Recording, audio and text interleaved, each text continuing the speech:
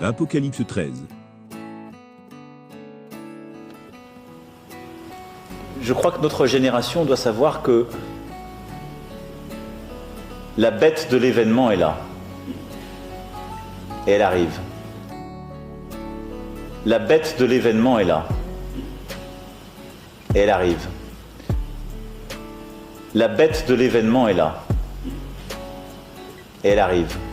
Vous allez voir. Le dragon transmet son pouvoir à la bête. Apocalypse 13, 1 à 10. Et je me tins sur la grève de la mer. Alors je vis surgir de la mer une bête, ayant 7 têtes et 10 cornes. Sur ses cornes 10 diadèmes, et sur ses têtes, des titres blasphématoires. La bête que je vis ressemblait à une panthère, avec les pattes comme celles d'un ours, et la gueule comme une gueule de lion. Et le dragon lui transmit sa puissance, et son trône, et un pouvoir immense. L'une de ses têtes paraissait blessée à mort, mais sa plaie mortelle fut guérie. Alors, émerveillée, la terre entière suivit la bête. On se prosterna devant le dragon, parce qu'il avait remis le pouvoir à la bête. Et l'on se prosterna devant la bête, en disant, qui égale la bête, et qui peut lutter contre elle?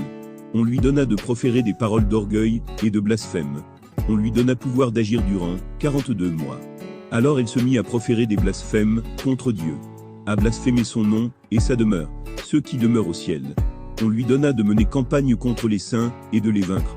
On lui donna pouvoir sur toute race, peuple, langue, ou nation. Et ils l'adoreront, tous les habitants de la terre, dont le nom ne se trouve pas écrit, dès l'origine du monde, dans le livre de vie, de l'agneau égorgé. Celui qui a des oreilles, qui l'entende. Les chaînes, pour qui doit être enchaîné. La mort par le glaive, pour qui doit périr par le glaive. Voilà qui fonde l'endurance, et la confiance des saints. Le faux prophète, au service de la bête. Apocalypse 13, 11 à 18.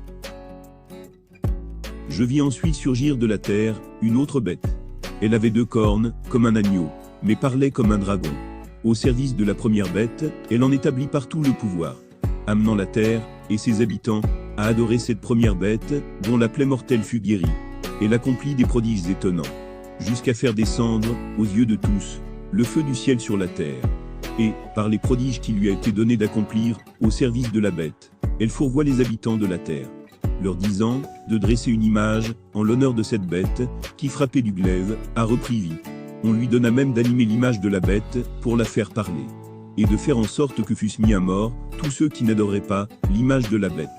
Par ses manœuvres, tous, petits et grands, riches, ou pauvres, libres et esclaves, se feront marquer sur la main droite, ou sur le front.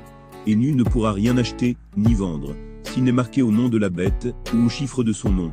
C'est ici qu'il faut de la finesse. Que l'homme doué d'esprit, calcule le chiffre de la bête. C'est un chiffre d'homme. Son chiffre, c'est 666.